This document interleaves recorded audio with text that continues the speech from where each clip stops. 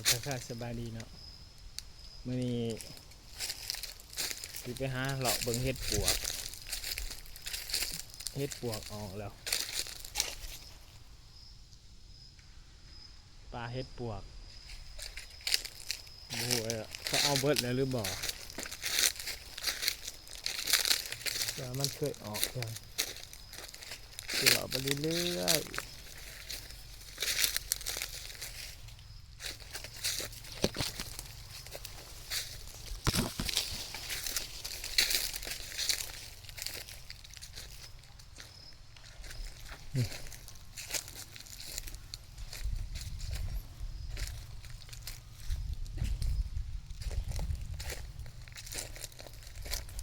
นี่แหละเห็ดปวก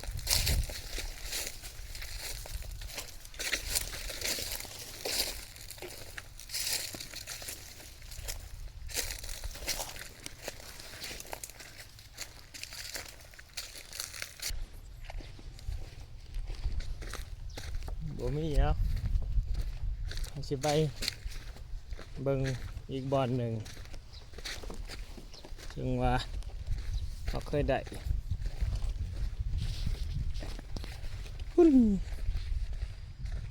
ไกลๆที่เป็นลำห้วย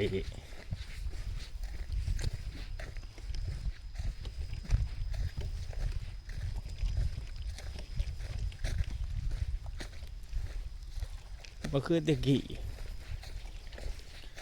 ป่าเห็ดเดี๋ยวนี้เพิ่นเห็ดสวนมันเห็ดไร่นาเบิด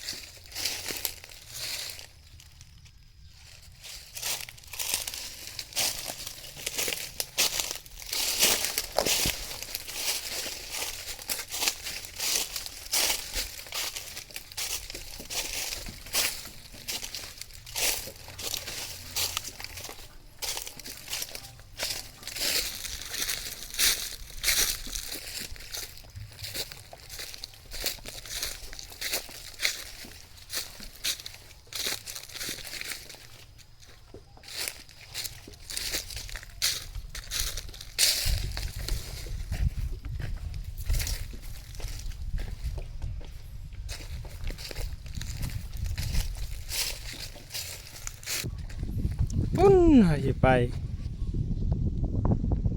ปุ้นแหละมันจะเป็นสายหัวกันไปเลยหอดตีนปูเดี๋ยวอาชิลงมาหลุมอาชิลงมาเข้าไปเรื่อยๆบางที่มานเห็ดปวกไปรุ่นน้ำกัน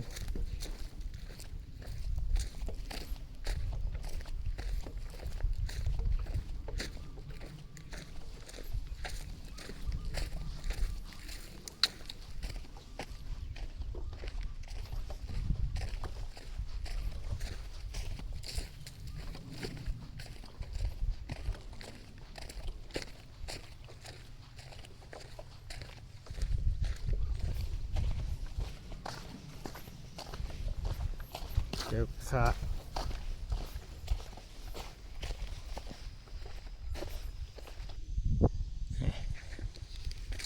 มาหอนแล้ว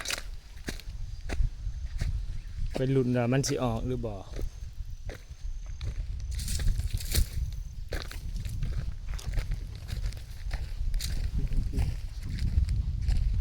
เราเคยได้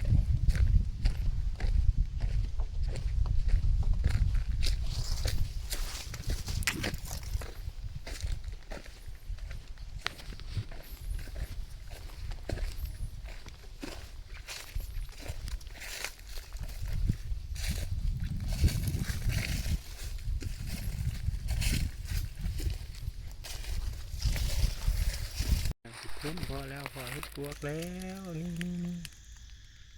เห็นแล้ว